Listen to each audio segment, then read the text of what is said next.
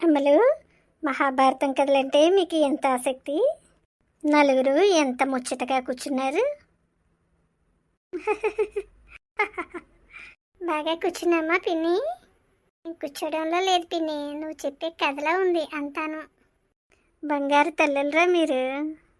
ఇంత శ్రద్ధగా వింటే ఎవరికైనా చెప్పాలనిపిస్తుంది, నాకే కాదు. ఈరోజు ప్రతిభ మహారాజు కథ చెప్పుకుందామమ్మా. పూర్వంశం అభివృద్ధి చెందుచున్న కాలంలోనే అష్టవసువులు తమ భార్యలతో కలిసి ఆకాశ మార్గాన్ని విహరిస్తూ వశిష్ఠ మహర్షి ఆశ్రమ ప్రాంతానికి వచ్చారు. అష్టవసులు అందులో జూ అనే వసువు భార్య వశిష్ఠముని ఆశ్రమంలో గల నందీదేవిని చూచి దాని గురించి తెలుసుకొని ఈ దివ్యదేనువు పాలు సేవించిన నిత్య యవనం దీర్ఘాయువు కలుగునని తెలుసుకొని నందీదేవుని దూడతో సహా తీసుకుని పోవలనని తలచి తన భర్తతో చెప్పినది. ఆ సమయంలో వశిష్ఠుల వారు ఆశ్రమంలో లేరు. ఆ సమయమున ఆశ్రమంలోని నందినీదేవుని దూడతో సహా తీసుకువెళ్లారు.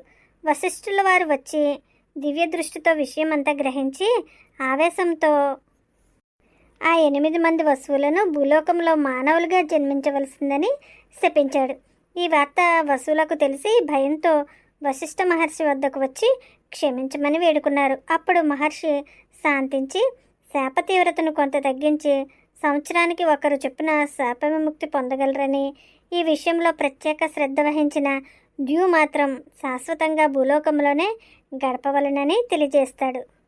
పిన్ని, ఎవరి దగ్గరైనా ఏదైనా ప్రత్యేకత గల వస్తువు ఉంటే దానిని కాజేయాలని ఆనాటి నుంచి ఉందన్నమాట సాంప్రదాయం. స్వార్థమమ్మా అది.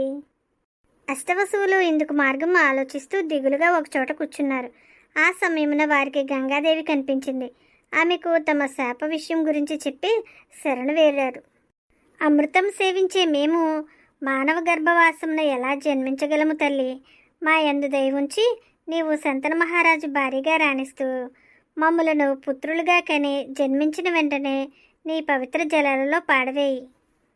ఆ విధంగా మా శాపాలు తీరిపోతాయి, నీ శాపం కూడా తొలగిపోతుంది.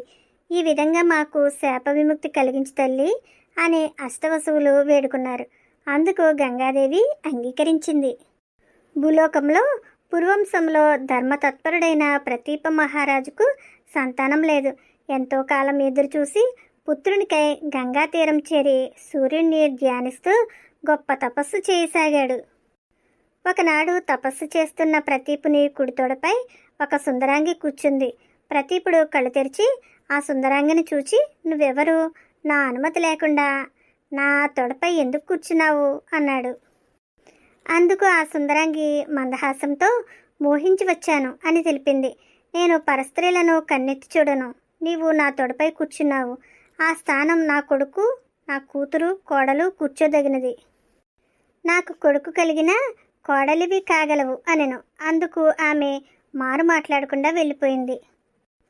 కొంతకాలానికి బ్రహ్మదేవుని శాపానికి గురైన మహాభిషువు సూర్యభగవానుని అనుగ్రహంతో పూర్వంశ మహారాజుకు శంతనుడు అనే కుమారునిగా జన్మించి యుక్త వయసు వచ్చేసరికి అన్ని విద్యల్లోనూ ఆరితేరిన యువకుడయ్యాడు.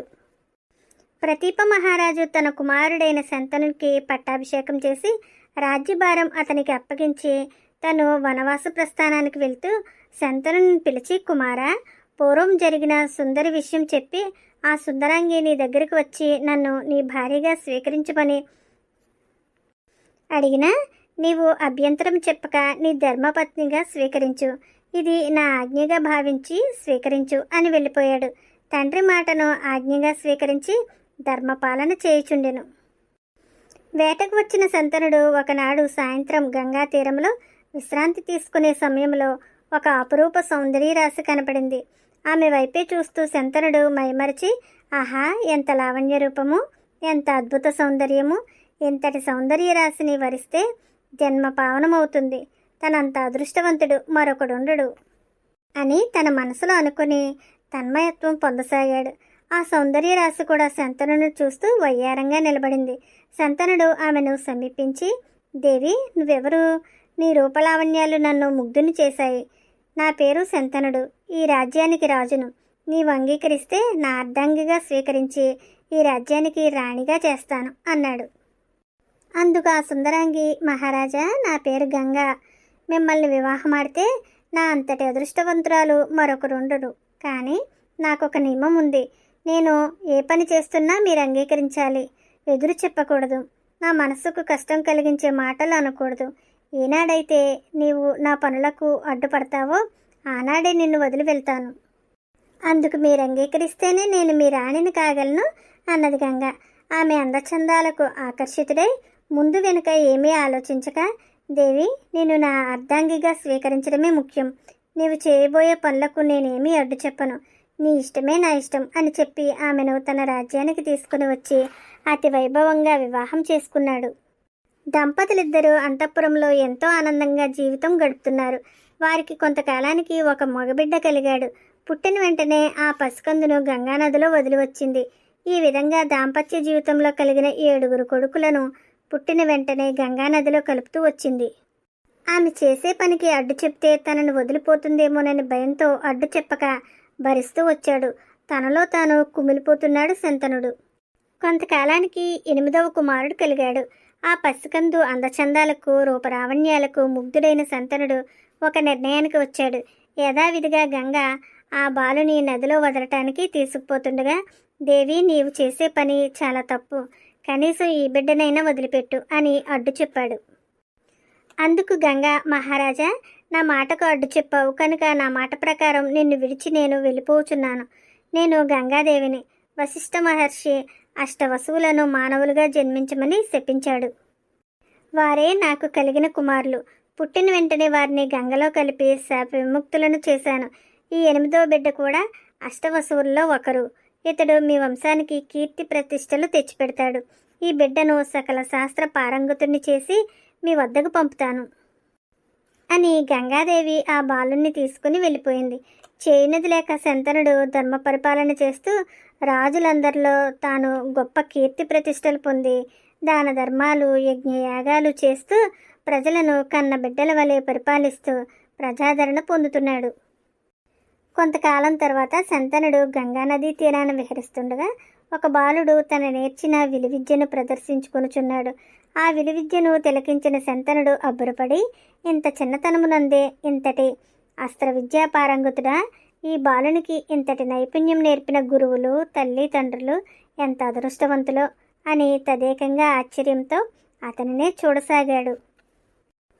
అంతలో అచ్చటకు గంగాదేవి తన నిజరూపంతో వచ్చి ఆ బాలుని చేయి పట్టుకుని శంతనుని వద్దకు వచ్చి, శంతన మహారాజా, నేను గంగాదేవిని. ఆనాడు నాతో తీసుకొని పోయిన పసివాడు ఇతడే. ఇతని పేరు దేవవ్రతుడు. మన కుమారుడు. సకల విద్య అస్త్ర పారంగతుని చేశాను. అన్ని విద్యలతో పాటు మంచి బుద్ధులు నేర్పించాను. బుద్ధిలో బృహస్పతి. విద్యలన్నింటినీ వశిష్ఠాది మహామునుల వద్ద అభ్యసించాడు. మేరు పర్వతం వలె శక్తివంతుడైన పరాక్రమశాలి అయిన ధనుర్విద్యలో పరశురామునితో సమానుడై ఉన్నాడు. తండ్రికి తగ్గ తనయునిగా తీర్చిదిద్దాను. నేటితో నా బాధ్యత తీరిపోయింది. మీ కుమారుని తీసుకుని వెళ్ళండి. మీ చంద్రవంశ కీర్తి ప్రతిష్టలు చిరకాలం వర్ధిల్లుతాయి అని దేవవ్రతుని శంతనునికి అప్పగించి వెళ్ళిపోయింది. అనంతరం శంతనుడు దేవవ్రతుని తనతో అంతఃపురానికి తీసుకుని వెళ్ళాడు. పూజ్య గురువులతోనూ పెద్దలతో మంత్రి మండలితో జరిగిన విషయం తెలియజేసి అందరి ఆమోదంతో దేవవ్రతుని యువరాజుగా తన రాజ్యానికి పట్టాభిషేకం చేశాడు. ఆనాటి నుండి శంతనుడు ఏ విధమైన చీకు చింత లేకుండా రాజకార్యాలు, సేవాకార్యాలు, దైవకార్యాలు చేస్తూ యువరాజుకు సలహాలు ఇస్తూ కుమారునితో సరదాగా గడుపుతున్నాడు. కొంతకాలం జరిగిన తర్వాత దేవవ్రతుడు పరిపాలనా విధానంలో తండ్రికి తగ్గ తనయునిగా పేరు సంపాదించాడు. అది చూసి శంతనుడు గర్వపడ్డాడు. అప్పుడు రాజ్యభారమంతా దేవవ్రతునికి అప్పగించి శంతనుడు విశ్రాంతి తీసుకుంటున్నాడు. ఒకనాడు శంతనుడు యమునా నదీ తీరమున విహరిస్తున్నాడు. ఆ సమయమునందు ఆ నది ఒడ్డున నిలబడి ఉన్న ఒక దివ్య సుందరిని చూశాడు. చూసినదే తడవుగా ఆమె చెంతకు వచ్చి ఆ దివ్య సుందరి రూపం చూసి పారవస్యంతో, రమణి, నీవెవరు? ఏ గంధర్వలోకం నుండి వచ్చావు? ఎందుకిలా పడవ నడుపుతున్నావు అని ప్రశ్నించాడు శంతనుడు. ఆ సుందరి, మహారాజా, నేను నిషాదరాజు కుమార్తెను. నా పేరు సత్యవతి. బాటసారులను పడవ మీద అటు ఇటు చేరవేస్తూ ఉంటాను అంది. అప్పుడు శంతనుడు నిషాదరాజు వద్దకు వెళ్ళి జరిగిన విషయం చెప్పి తన మనసులోని మాటను కూడా చెప్పాడు. అందుకు నిషాదరాజు, మహారాజా, మీలాంటి వరుడు మా సత్యవతికి భర్తగా లభించడం పూర్వజన్మ సుకృతం. కానీ ఈమెకు కలిగే బిడ్డ మీ రాజ్యానికి రాజు కావాలి. అందుకు మీకు ఇష్టమైతే నీకు సత్యవతినిచ్చి వివాహం జరిపించగలను అన్నాడు. ఆ మాటకు శంతనుడు బాధతో విచారంతో ఇంటి ముఖం పట్టాడు. కానీ మనసునందున ఆమె రూపమే. ఆమె మీద వ్యామోహంతో మనసు వేదనతో నిండిపోయింది. ఏ పని చేయలేకపోతున్నాడు. రోజు రోజుకు విచారంతో కృంగిపోతున్నాడు. అది గమనించిన దేవవ్రతుడు తండ్రి గారి విచారమునకు కారణం మంత్రి ద్వారా తెలుసుకున్నాడు. ఏ విధంగానైనా తండ్రి బాధను తీర్చాలనుకున్నాడు. తండ్రి సుఖమే తన సుఖంగా భావించి ఒక నిర్ణయానికి వచ్చాడు. ఒకనాటి ఉదయాన దేవవ్రతుడు దాసరాజును కలిసి తమ కుమార్తెను తన తండ్రికి భారీగా అనుగ్రహించమని కోరాడు. నా షరతులు అంగీకరిస్తే నాకు ఎటువంటి అభ్యంతరమూ లేదు అన్నాడు. మీ షరతులన్నిటికీ నాకు సమ్మతమే. మీ సత్యవతి కుమారుడే చక్రవర్తి కాగలడు. నా తండ్రి సుఖం కోసం నేను రాజ్యాధికారాన్ని వదులుకుంటున్నాను. నేటి నుంచి నేను బ్రహ్మచర్య వ్రతాన్ని ఆచరిస్తున్నాను. సూర్యచంద్ర పంచభూతాలు ఇందుకు అష్టదిక్పాలకులు సాక్షులు. ఈ పెద్దలందరి ముందు నేను ప్రతిజ్ఞ చేస్తున్నాను. నా తండ్రి గారి రాజ్యం నాకు అవసరం లేదు. నా రాజ్యానికి సత్యవతి పుత్రులనే వారసులుగా చేస్తాను. నాకు ఈ రాజ్యంపై వ్యామోహం లేదు అని అందరి ముందు భీష్మణ ప్రతిజ్ఞ చేశాడు. నిషాదరాజు చాలా సంతోషించాడు. సత్యవతిని అంతఃపురానికి తీసుకుని వచ్చి తన తండ్రి అయిన శంతనుడితో అతి వైభవంగా వివాహం జరిపించాడు. కుమారుని త్యాగానికి శంతనుడు ఎంతో సంతోషించి, కుమారా, నీ ధర్మనిష్ట భీషణ ప్రతిజ్ఞ అమోఘమైనది. ఫలితంగా స్వచ్ఛంద మరణం వరంగా అనుగ్రహిస్తున్నాను అన్నాడు శంతనుడు. తండ్రి సుఖం కోసం బ్రహ్మచర్య వ్రతం స్వీకరిస్తున్నాను అని భీష్మ ప్రతిజ్ఞ చేశాడు. ఆనాటి నుండి దేవవ్రతుడిని అందరూ భీష్ముడని పిలిచేవారు. ఈ విధంగా భీష్ముడు అనే పేరు సార్థకమైంది. అమ్మా, రేపు చిత్రాంగద విచిత్ర వీరుల జననం గురించి చెప్పుకుందామే. మరి ఇక ఇళ్ళకి వెళ్ళరండమ్మా. అలాగే పిన్ని, రేపు త్వరగా వచ్చేస్తాం. పిన్ని, వెళ్ళొస్తాం పిన్ని. జాగ్రత్తగా వెళ్ళిరండి, రేపు త్వరగా వచ్చేయాలి. అలాగే పిన్ని. పిన్ని మన కోసం ఎదురు చూస్తూ ఉంటుంది. ఫ్రెండ్స్, మా స్టోరీ మీకు నచ్చిందా? నచ్చితే తప్పక లైక్ చేయండి.